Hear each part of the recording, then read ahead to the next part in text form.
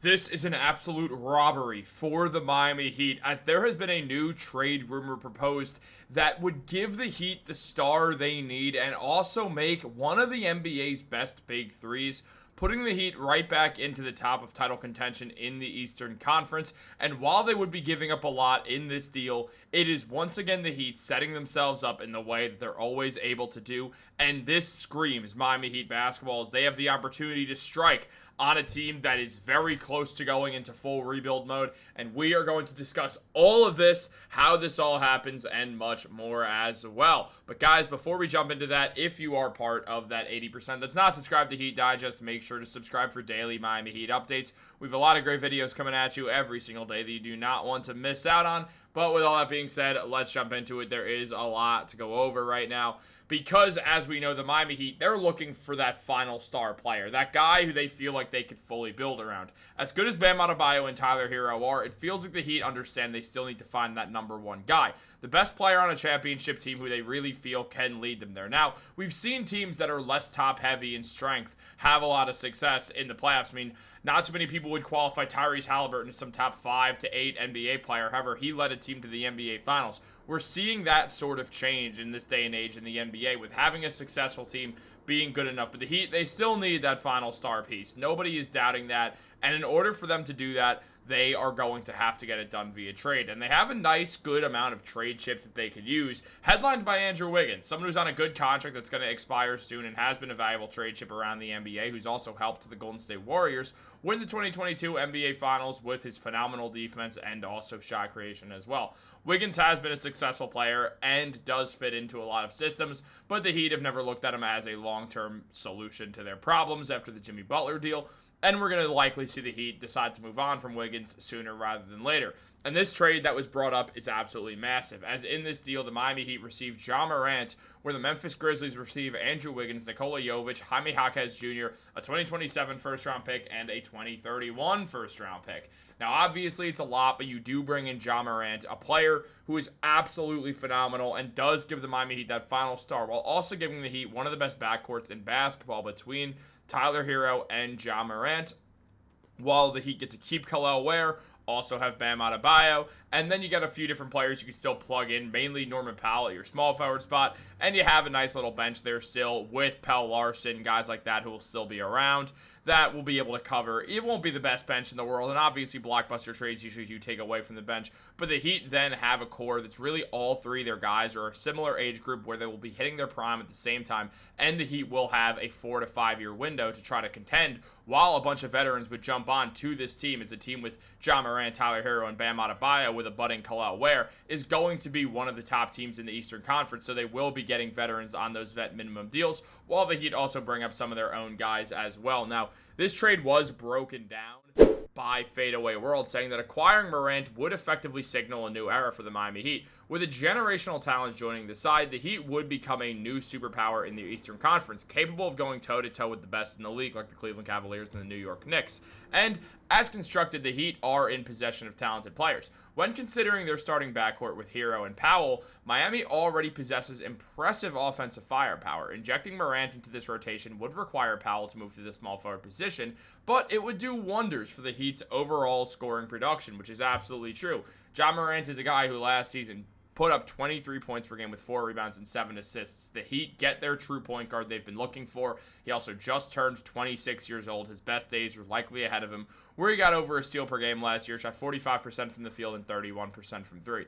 Ja Morant is a superstar talent when he's at his best, but he's struggled to stay healthy and also stay out of trouble over the last couple of seasons. However, with the Miami Heat, a no-nonsense organization, it would be the right spot for Ja Morant. He would understand he'd have to buy in and button it up a little bit, something that he has done a very good job at as he's gotten a little bit older. Ja Morant is allowed to make mistakes at the age of 23, 24 years old when he was doing the whole, what was going on with him. When, I don't want to say it because the word gets demonetized, but when he was showing the weapon, we'll say, and all that laser pointer stuff, he's allowed to make mistakes. Look, if we're going to crucify every single person who makes a mistake at 23 years old, if you've hit 22, 23, 24 years old, that age, and haven't made a mistake, I mean, you're not human, man. We've all screwed up, believe me. I'm currently 24 years old. This year alone, I could count the not great things I've done as a human being. Like, and it's not stuff that I'm proud of. We've all made mistakes when we're young, and Ja Morant is no different from any other human being. It's just he's in the media all the time. If I started, which I didn't, but if I start flashing a laser pointer at people, kind of having people think that it is what you'd imagine it might be, then yeah, it would be really screwed up of me. However, I'm not in the media, so if I did that, it doesn't become top sports news of the day, which is the difference. So I don't really want to crucify Ja Morant for being an idiot, because we've all been idiots at times. So Ja Morant's allowed to make mistakes, and he's allowed to find his way on a Miami Heat team that I feel like would be good for him. He'd get to be in a buttoned-up organization that wouldn't tolerate nonsense, that he would understand he'd have to buy in. And also, he's with one of the best organizations in basketball, a team that has given him an opportunity to really win a championship with a better core than he had in Memphis. Now, no shade towards Desmond Bane and Jaren Jackson Jr., but that core compared to the Heat's core of Tyler Hero and Bam Adebayo, the Heat's one is better. Obviously, Bane's no longer on the Memphis Grizzlies as well, giving more room for this to happen. And that was also mentioned. I mean, when you look at Andrew Wiggins, a guy like that, he would get moved to Memphis, and probably, again, someone who could be shipped out again, but also would just give the Grizzlies some serious financial freedom.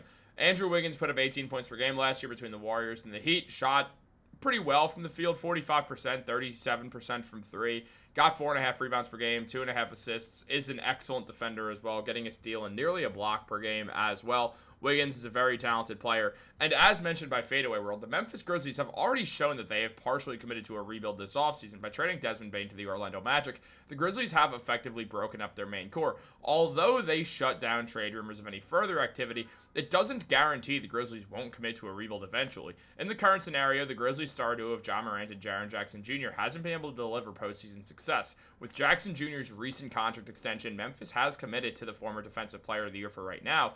Thus, structuring the rebuild around him could prove to be wiser. Now, we're going to go back to that in a second, but we also look at Nikola Jovic, who I've said I'm super high on. He gets traded. That's the piece that hurts the most to lose. However, if you can get Ja Morant here, you do have to part with it. Obviously, you got to give up great stuff to get great stuff. It's how it works. It's how trades work. So the Heat, or the Grizzlies, would have a nice couple young players to move with while also having some draft picks. Here's the thing as well with the Grizzlies in this whole situation.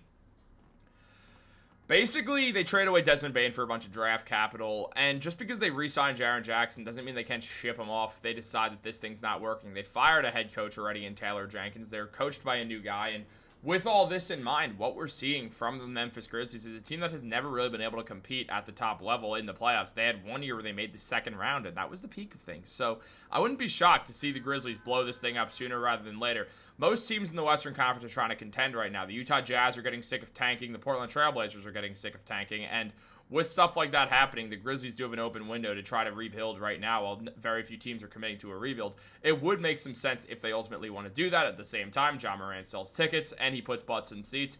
So with a small market team like that, they might want to hold on to Ja Morant. He's been one of the best players they've drafted, a wild success at second overall. If you were to redraft that right now, you'd probably take him first over Zion Williamson. A draft class that was supposed to be excellent, headlined by Zion Williamson, RJ Barrett, and Ja Morant, has really not panned out. I mean, RJ Barrett's been around playing solid basketball, but he's not the perennial all-star that he was predicted to be. Ja Morant's had his troubles and his injury issues, of course.